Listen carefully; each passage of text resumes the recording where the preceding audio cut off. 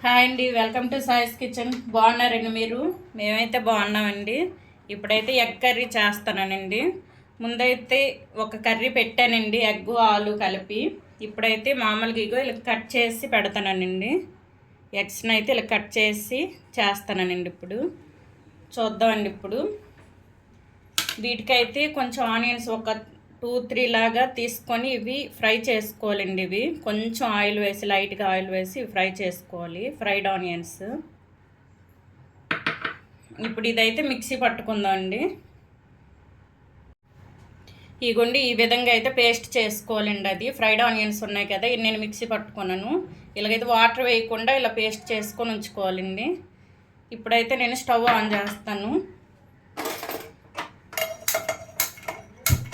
Stove on చేసి కడాయి పెట్టుకోవాలండి.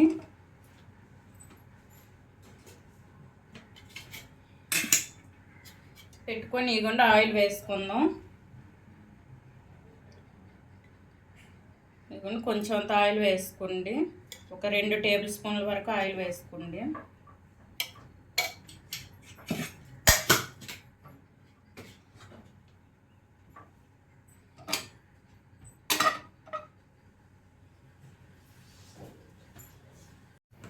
ఇగుండా oil వేడైంది కదండి.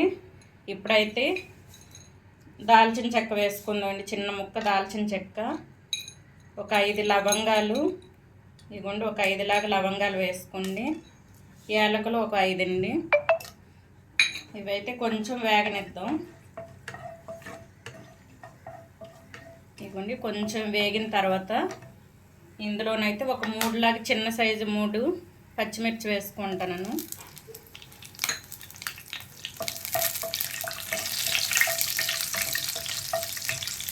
పచ్చిమిర్చి కూడా వేగింది కదండి.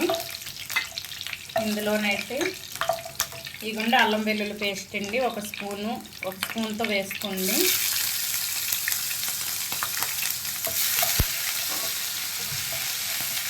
కొంచెం మీడియంలో ఉంచి వేయించుకోవాలండి మొత్తాన్ని.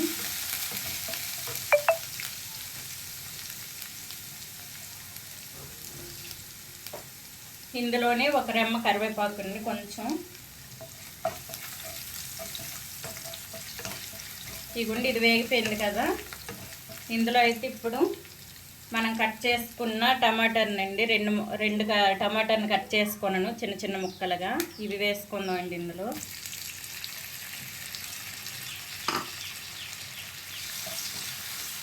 ఇదైతే మొత్తం మెత్తపడేంత వరకు ఉంచుకోవాలండి ఇది టమాటాని.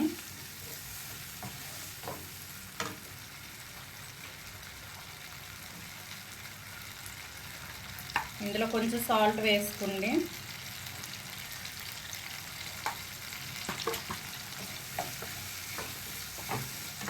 ఇది కొంచెం మగ్గిన తర్వాత చూపిస్తానండి మీకు. చూద్దామండి ఎంతవరకు వచ్చిందో. ఇదిగోండి టమాటర్ అయితే మంచిగా మగ్గింది కదండి. ఇప్పుడు ఇందులోనైతే ఒక 2 టేబుల్ స్పూన్ల వరకు పెరుగు వేసుకోండి. ఇదిగోండి 2 టేబుల్ స్పూన్ల వరకు నేను పెరుగు తీసుకున్నాను. ఇది మొత్తం కలిసేటట్టు ఒకసారి కలిపేసుకోండి. ఇది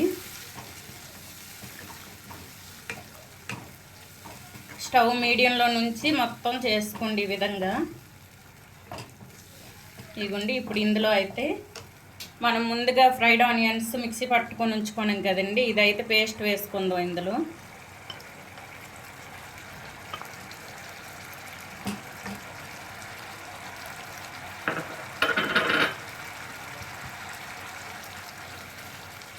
ఇది మొత్తం ఒకసారి కలిపి పసుపు అవి వేసుకుందామండి. పసుపు కారం అది.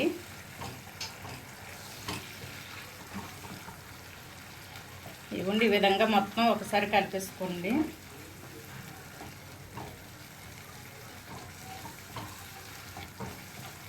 ఇప్పుడు ఇందులోని మనం కొంచెం అంత పసుపు,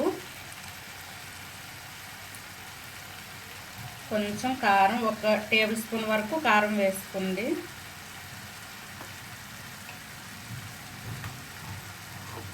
ఇందులోని కొంచెం ధనియా పౌడర్ అండి, ధనియా పౌడర్ 1 స్పూను,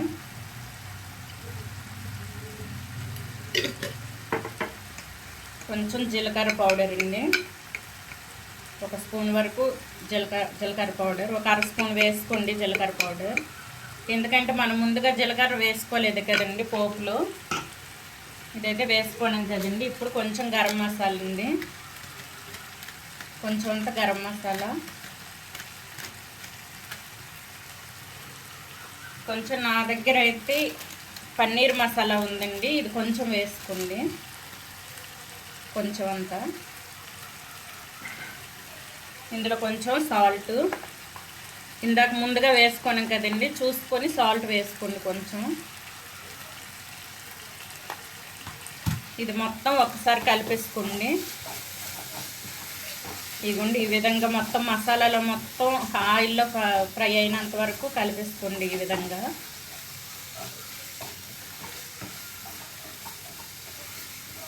ఇదిగోండి ఇప్పుడైతే ఒక 2 మినిట్స్ వరకు ఇది మూత పెట్టి ఉంచుకుందామండి. మసాలా మొత్తం దీనికి పడుతుందండి, మసాలా మొత్తం. ఆనియన్ పేస్ట్ అది వేసుకున్నాం కదా, ఇది మొత్తం ఉడుకుతుందండి ఇందులో. ఇప్పుడైతే ఒక 2 మినిట్స్ మనం మూత పెట్టి ఉంచుకుందాం.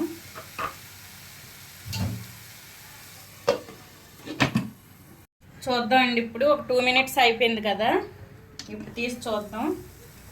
చూసారా మసాలా మొత్తం దీనికి పట్టి ఉంది కదండి. ఇప్పుడు ఇందులో అయితే కొంచెం వాటర్ వేసుకుందామండి. ఇవన్నీ మనం ముందుగా ఫ్రైడ్ ఆనియన్స్ మిక్సీ పట్టుకోవడం కదండి, ఆ వాటరు వేసుకుంటాను కొంచెం. ఇవ్వండి ఇందులో మరి కొంచెం వాటర్ వేసుకొని కలిపేసుకోండి ఈ విధంగా.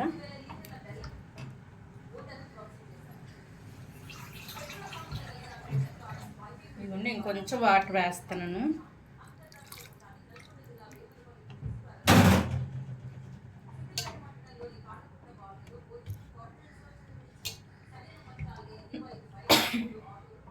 ఇవ్వండి ఈ విధంగా మొత్తం కలిసేటట్టు ఒకసారి కలిపేసుకొని,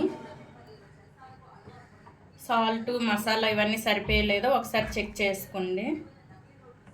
చెక్ చేసుకొని ఇది కొంచెం మరుగు వచ్చేటప్పుడు మనం ఎగ్స్ కట్ చేసుకొని ఉంచుకున్నాం కదండి, అదైతే వేసుకుందాం. కొంచెం మరుగు వచ్చేటప్పుడు మీకు చూపిస్తానండి. ఇప్పుడు ఇది చూద్దామండి. ఇప్పుడు ఇగోండి కొంచెం మరిగింది కదా, ఇప్పుడైతే మనం ఇలా కట్ చేసుకుని ఎగ్స్ని వేసుకుందామండి. ఇది ఉల్టా తిప్పి వేయండి, ఇలాగ కిందకు ఉండేటట్టు. ఈ చందమామ అనేది కిందకు ఉండేటట్టు చూడాలి. ఇగోండి ఈ విధంగా అయితే అన్నీ ఇలా ఇదే విధంగా వేసుకోండి. చూడండి చూసారండి, ఈ విధంగా వేసుకోవాలి. వేసుకొని ఇప్పుడైతే ఇది మూత పెట్టుకుందామండి. మొత్తం ఈ ఆవిరితో ఇవి ఉడుకుతాయండి ఎగ్స్ అయితే. ఇగుండి ఈ విధంగా కవర్ చేసుకుంటూ పైన ఇప్పుడైతే ఇది మూత పెడదాం. ఎందుకంటే మనకి గ్రేవీ కర్రీ కదండి, గ్రేవీ కూడా ఉండాలి. ఇది మీడియంలో ఉంచి ఇది మూత పెట్టి ఒక 5 మినిట్స్ ఇలానే ఉడికించాలండి మీడియంలో. ఇది ఉడికిన తర్వాత మీకు చూపిస్తాను నేను.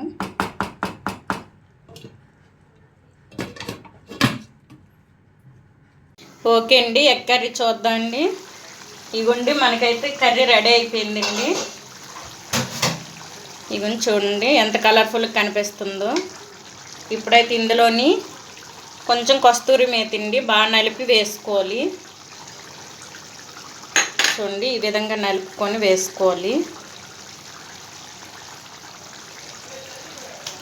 దీంట్లోనే కొంచెం ఇగుండి ఈ విధంగా కట్ చేసి కొత్తిమీర వేసుకోండి. కర్రీ అయితే మనకి రెడీ అండి. ఇవ్వండి ఈ విధంగా చూడండి, ఇటువైపు కూడా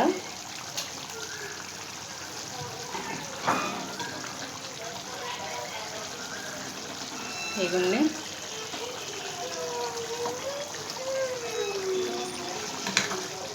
ఇప్పుడైతే స్టవ్ ఆఫ్ చేసుకొని ఒక బౌల్లో తీసుకుందామండి ఇది కర్రీని. ఇదిగోండి ఒక బౌల్లో తీసి మీకు చూపిస్తానండి. ఇందులో ఒక ట్రేలో తీసుకుంటాను.